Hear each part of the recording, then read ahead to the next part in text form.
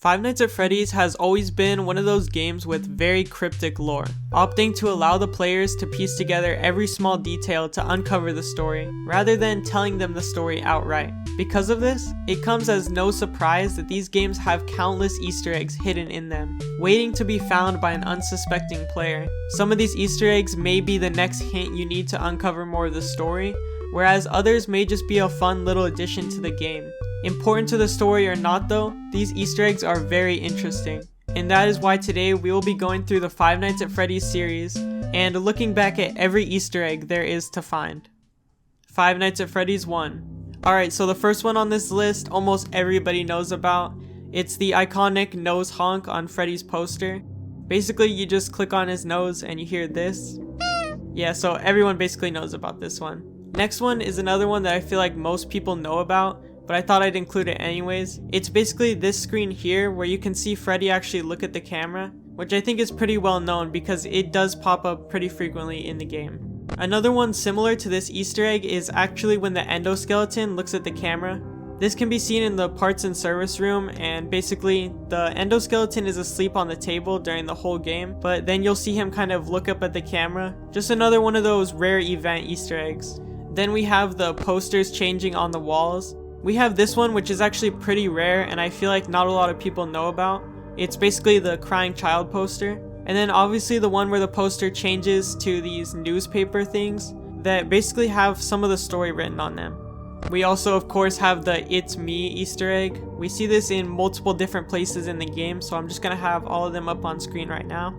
And then one of my favorite Easter eggs from Five Nights at Freddy's 1, the rare Bonnie screen, which Scott stated in his interview actually scared him a lot, so I think it's a really cool Easter egg in the game. Oh yeah, I also forgot to mention there's a rare Freddy screen as well. And then the next one, I don't know if I should really consider this an Easter egg, but it was basically when you typed in 1987 in the custom night, it would crash your game. If you press C, D, and plus on your keyboard all at the same time, it skips the night. Although this is most likely not an Easter egg and just a dev feature Scott used to beta test the game. And then finally for Five Nights at Freddy's 1, we have Golden Freddy. Golden Freddy is basically a secret animatronic that will show up in your office if you randomly discover his poster on this camera. It's one of the coolest Easter eggs in Five Nights at Freddy's, and it spawned an iconic character that almost everyone is familiar with. Next up is Five Nights at Freddy's 2, which has much more Easter eggs than Five Nights at Freddy's 1. So first up, of course, we have the nose honk when you click on Freddy's nose on this poster right here. And then this one right here, which is this puppet hallucination, which I think not a lot of people have seen. It doesn't really look fitting in the game because the puppet is just transparent over the screen, but I still think it's a pretty cool Easter egg. A similar Easter egg that takes place on the camera is Shadow Freddy, which appears right here in the parts and service room. It's basically just a random chance if he will appear or not. Another shadow character Easter egg we have in this game is Shadow Bonnie, which has a 1 in 1 million chance of spawning in your office. It's basically just a shadow version of the toy Bonnie model, and he just stands in the corner of your office. If you look at him for longer than 5 seconds, your game will crash, but you can prevent this by opening the camera, which will make Shadow Bonnie basically just go away. The paper plate in the office is another rare chance Easter egg. It's basically just one of these paper plates of either Bonnie or Freddy that will appear in your office by random chance. Next up we have the Foxy screen, the Bonnie screen, and the Freddy screen, which can all randomly pop up after dying in a game. And then for the secret animatronics in Five Nights at Freddy's 2, we of course have Golden Freddy, who instead of working as an Easter egg similar to the last game, is actually a main animatronic and will appear in your office and in the hallway. I'm not sure to consider this one an Easter egg or not, but I thought I'd just put it on the list. Then we have JJ, which is basically a female version of Balloon Boy who will randomly appear under your desk. She doesn't do anything, but she just kind of stares at you. It's a pretty funny Easter egg. Oh, and I forgot to mention you can do the CD plus again if you want to skip any of the nights. Now on to Five Nights at Freddy's 3, which doesn't have as many Easter eggs as Five Nights at Freddy's 2, but still has some pretty interesting ones. So first off, we have the nose honk again for the third time. It's a tradition that's been held out in almost every single Five Nights at Freddy's game, I'm pretty sure. So yeah, it had to be in here. Then we have the Spring Bonnie poster that pops up right here on one of the cameras, and it also pops up on this camera right here. This is pretty cool because it was the first time we actually got to see Spring Bonnie before he was damaged, besides the mini games. Also, we have this golden cupcake poster right here. I'm not really sure what this one means. I don't know if it's supposed to mean Spring Bonnie would give out golden cupcakes, or he had one of those. I'm not sure, but it pops up right here. Then for a more obscure one, we have this right here, which I'm not really sure is Phantom Freddy or Golden Freddy, but yeah, this one is not really well known. I actually didn't even know about it until making this video. Another one that will appear in your office is this Paper Bonnie that we saw in Five Nights at Freddy's 2 will actually appear here. And also they have a Paper Freddy one. I'm not really sure what this means. I don't really know why Scott put this in here. But yeah, it's cool either way. Then we have the cupcake on the desk, which is a cool little reference to Five Nights at Freddy's 1. So I really like this Easter egg. And then another tradition within these games so far is the rare screens. This time we see Springtrap in various different poses, showing him trying to rip off his helmet, showing us the interiors of Springtrap's mask, which I think is just really cool. And then of course we have the mini games, which can be accessed by basically clicking different things on the cameras and in your office, which will lead you to a secret ending, which is actually the good ending for the game. I'm pretty sure most people know about this one. Now for Five Nights at Freddy's 4, which had surprisingly little Easter eggs, considering that this was going to be the last Five Nights at Freddy's game. But some of them are pretty cool and give us a lot of insight on the lore. First off, we just gotta get it out of the way, we have the nose honk, where you just click his nose on the bed and it makes a honking sound, of course.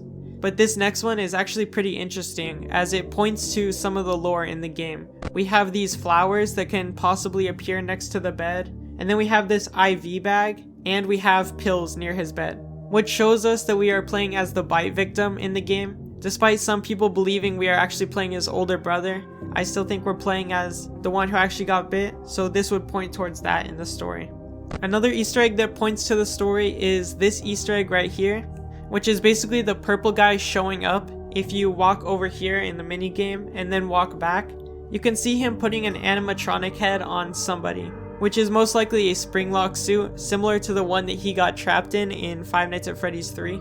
Also, we can see a Fredbear and Friends TV show on the TV in this minigame, which points towards the Fredbear Family Diner setting that the game took place in. The phone guy from Five Nights at Freddy's 1 Easter egg is basically you will hear a phone call that was in Five Nights at Freddy's 1, kind of distorted in the background. I'll play a short clip here because I don't really know how to describe it.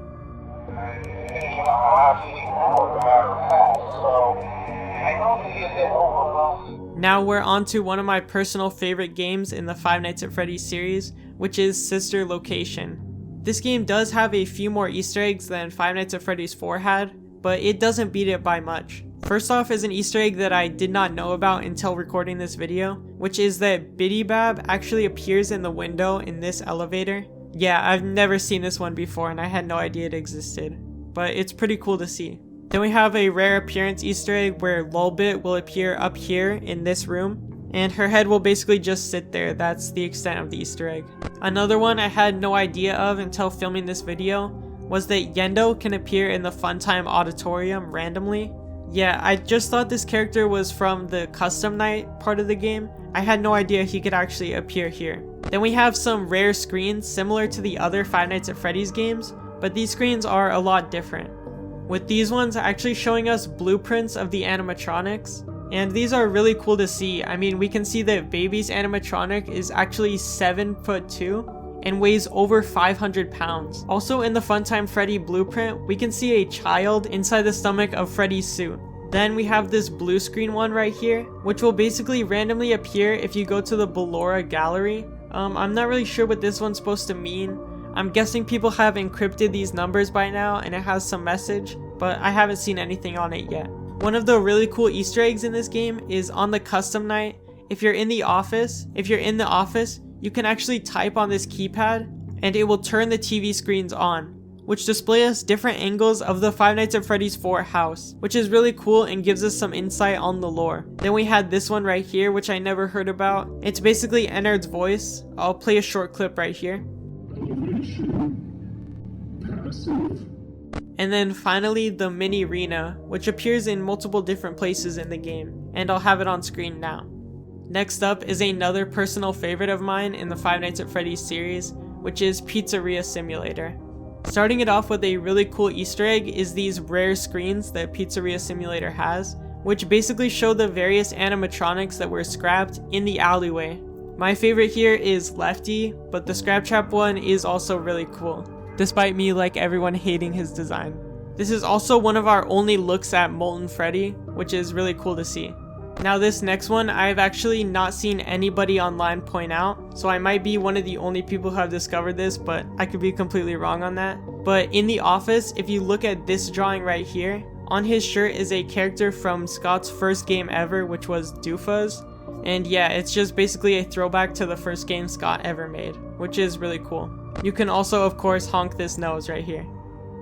Then you have the 3 mini games, which I'm not really sure if you could consider an Easter egg. It's kind of a main part of the game, but I'll still include it on here. Also this one, if you look closely, you can see Springtrap in the background. It's pretty obvious to notice, so I don't think this is an Easter egg, but I just want to put it on here. And the last one for Pizzeria Simulator is also not really an Easter egg, but kind of is, which is that Candy Cadet's stories basically relate back to the lore. Yeah, not so much of an Easter egg, but I just wanted to throw it on here.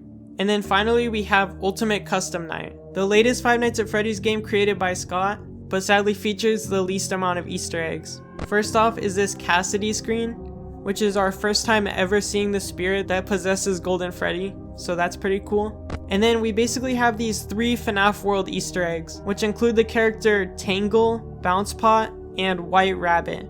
They can all just appear on your desk randomly while playing Ultimate Custom Night.